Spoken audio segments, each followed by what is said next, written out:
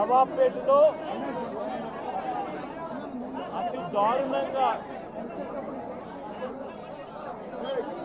కేవలం ఆధిపత్యం అన్నది చాటడం కోసం ఒక పథకం ప్రకారం అక్కడ కర్రలతో అతి దారుణంగా దాదాపుగా 20 మంది కలిసి కర్రలతో అతి పాశవికంగా కొడుతూ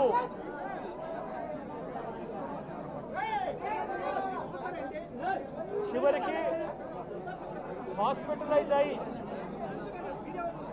తీవ్రమైన దెబ్బలతో వాళ్ళ హాస్పిటల్లో ఉంటే ఏం సాధిస్తా ఉన్నారు చంద్రబాబు నాయుడు గారిని అడుగుతా ఉన్నాను నేను.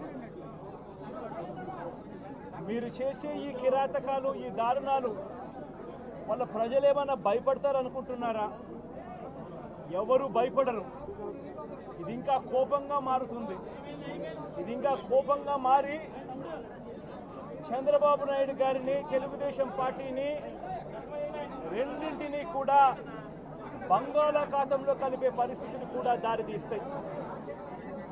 మామూలుగా కొత్త ప్రభుత్వం వస్తే ఆ ప్రభుత్వం మీద వ్యతిరేకత రావడానికి కాస్త కూస్త టైం పడుతుంది. కానీ మొట్టమొదటిసారిగా చూస్తూ ఉన్నాం చంద్రబాబు నాయుడు గారి మీద వ్యతిరేకత అన్నది చాలా ఫాస్ట్గా పెరిగిపోతూ ఉంది. నిజంగా ముఖ్యమంత్రిగా ఉన్న వ్యక్తి గవర్నెన్స్ మీద ఫోకస్ పెట్టాల్సింది పోయి ఏం చేస్తూ ఉన్నాడు అన్నది ఒక్కసారి తనను తాను ప్రశ్నించుకోవాలి అని అడుగుతా ఉన్నా. ఈరోజు రైతులకు సంబంధించి వ్యవసాయం పూర్తిగా ముమ్మరంగా సాగుతూ ఉన్న పరిస్థితుల్లో రైతులకు తాను హామీ ఇచ్చిన మేనిఫెస్టోలో తాను చెప్పిన హామీ రైతులకు 20,000 రూపాయలు పెట్టుబడి సహాయంగా ఇస్తానని చెప్పి రైతులకు ఎగరగొట్టేశాడు.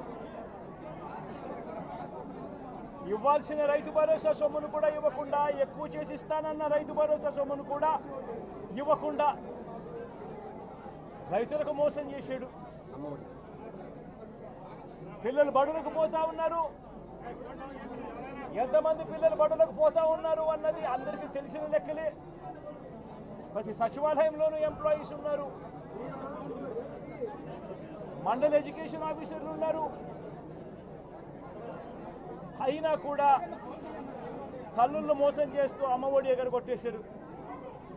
ప్రతి పిల్లాడికి ఇస్తాను అని ఎన్నికలప్పుడు చెప్పిన హామీ నీకు 15,000, నీకు 15,000, నీకు 15,000, నీకు 15,000 అని చెప్పి ఆ ప్రతి పిల్లాడిని చూపించి ఇస్తాము అని చెప్పి ఆ పిల్లలను మోసం చేశారు.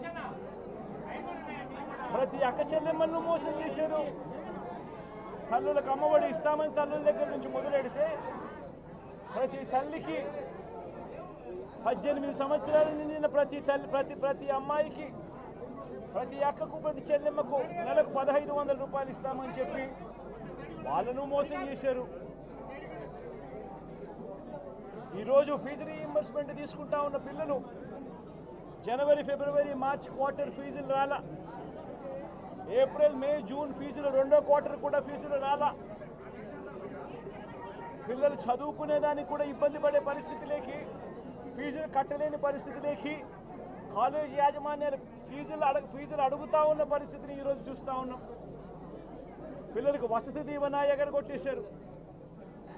అక్క చెల్లెమ్మలకు 0 వడ్డీ కూడా రావాల్సిన 0 వడ్డీ కూడా మామూలుగా ఏప్రిల్లో రావాల్సింది అది ఎగరగొట్టేశారు.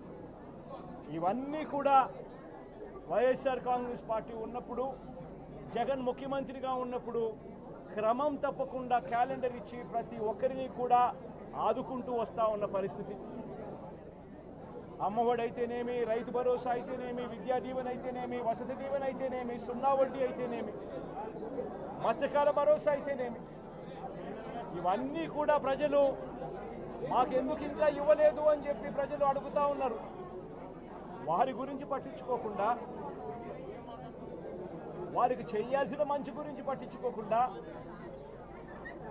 స్కూళ్ళను నిర్వీర్యం చేస్తూ, చదువులను నిర్వీర్యం చేస్తూ, హాస్పిటళ్లను నిర్వీర్యం చేస్తూ, చివరికి ఏ ఒక్కరూ కూడా మిమ్మల్ని ప్రశ్నించకూడదు అని, ఏ ఒక్కరూ కూడా రోడ్లెక్కకూడదు అని ఈ మాదిరిగా భయాందోళనను క్రియేట్ చేయాలనే ఉద్దేశంతో గ్రామ స్థాయి నుంచి మొదలెడితే ప్రతి ఒక్కరికి కూడా మీ కక్షలు, మీ కార్పణ్యాలు మీరు తీర్చుకోండి అని చెప్పి గ్రీన్ సిగ్నల్ ఇస్తూ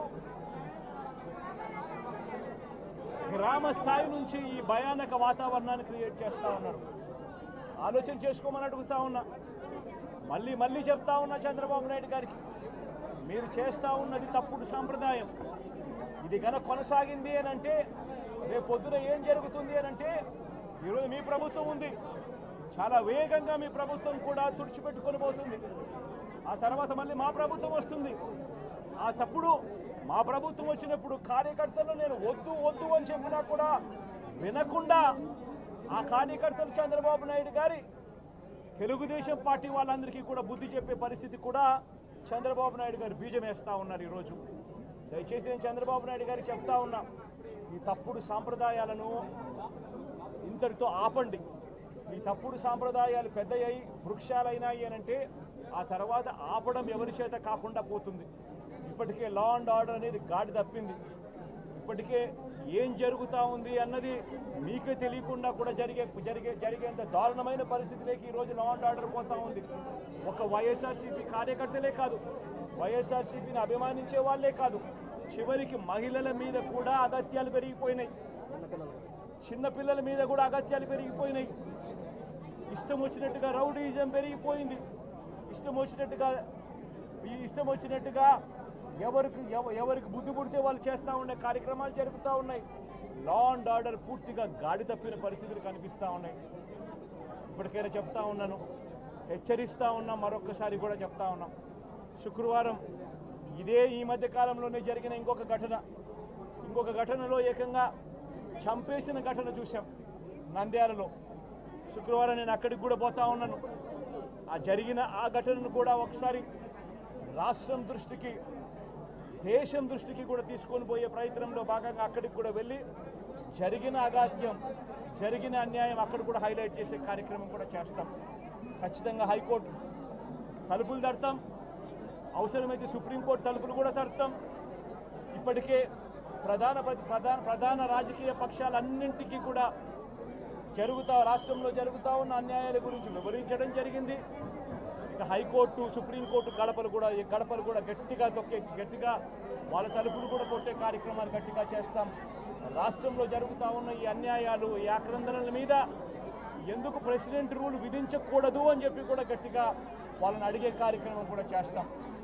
గవర్నర్ గారిని కూడా ఈ విషయంలో కలగజేసుకోవాల్సిన అవసరం ఉంది అని చెప్పి కూడా గవర్నర్ గారిని కూడా ఈ సందర్భంగా విన్నపిస్తూ ఉన్నాం.